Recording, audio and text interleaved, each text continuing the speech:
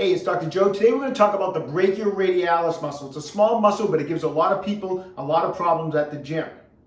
So if you're having trouble with your brachioradialis muscle, let me show you how to fix it.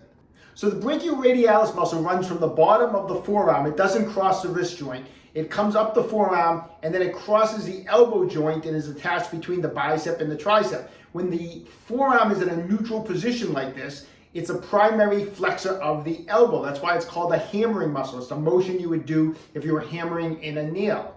That's why an excellent way to build up the brachioradialis is to do exercises such as hammer curls.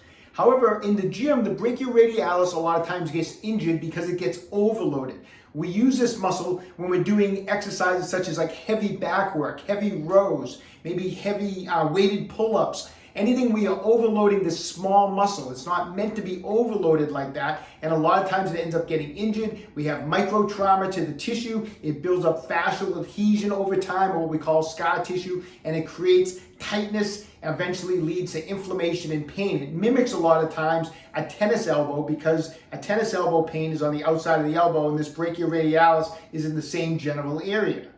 So we're going to fix this brachioradialis by doing some myofascial release work. We need to break up that scar tissue that's causing all the problems, all the tugging and pulling and irritation that's leading to all the inflammation and pain.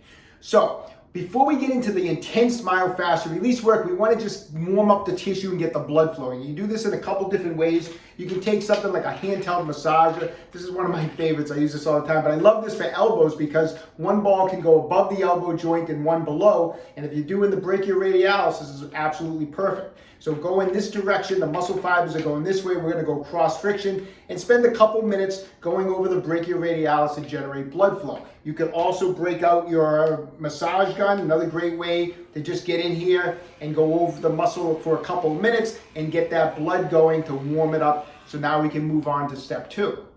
Okay, so using your thumb, index, and middle fingers, we're going to do like kind of a kneading motion like this on the muscle. So find the muscle. All you have to do is put some resistance against the flexing the elbow in the neutral position. The muscle pops out. Take those fingers and pinch the muscle. Once you have it between your fingers, kind of relax the arm. If at any point during this procedure you feel like you've lost the muscle, just simply flex it again, find it, and pinch it, okay? So starting as low as you can. Down here is more of the tendon of the muscle. You really won't get to the belly of the muscle till you get about halfway up the forearm. Everyone's a little different.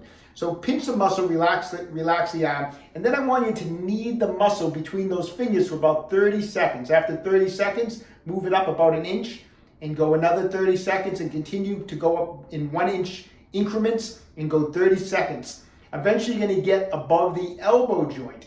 Like I said, if you lose it, just flex it, you'll find it. And I want you to do a final 30 seconds on the upper part of the brachioradialis right here.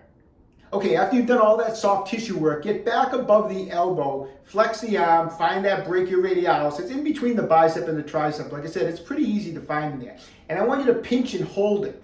And now from this position, I want you to put a little pressure and traction it up towards the shoulder. So I'm pinching it and I'm pulling it towards the shoulder and I have my elbow bent. From this position, I'm going to now extend out my elbow as far as I can while I'm holding this firm pressure up here.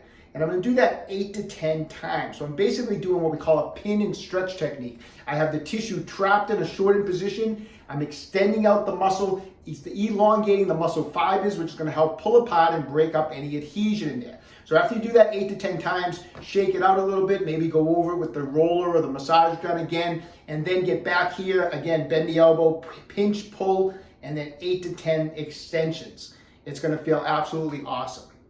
Okay, so these are techniques you may need to work on over the next several days, maybe even several weeks if this has been going on for a long time, but they work, they're awesome. Take control of your own health, stay young, and train hard.